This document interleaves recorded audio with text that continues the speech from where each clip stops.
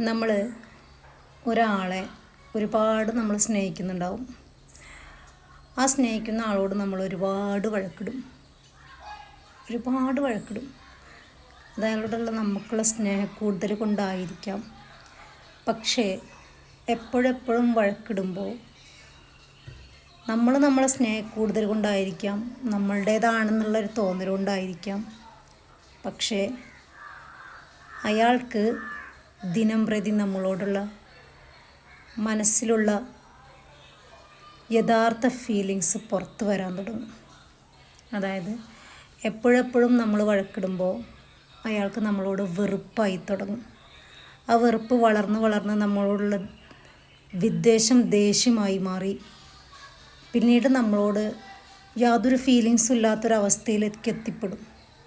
നമ്മൾ വിചാരിക്കും നമ്മൾ വഴക്ക് കൂടുതലിടുമ്പോൾ നമ്മളോട് സ്നേഹം ഇങ്ങോട്ടുണ്ടാവുമെന്നാണ്. ഒരിക്കലുമില്ല. അപ്പോൾ ആരോടും കഴിയുന്നതും ദേഷ്യപ്പെടാതെ ഇരിക്കാൻ ശ്രമിക്കുക. നമ്മൾ ദേഷ്യപ്പെടുമ്പോൾ നമ്മളുടെ തന്നെയാണ് എല്ലാം നഷ്ടപ്പെടുന്നത്.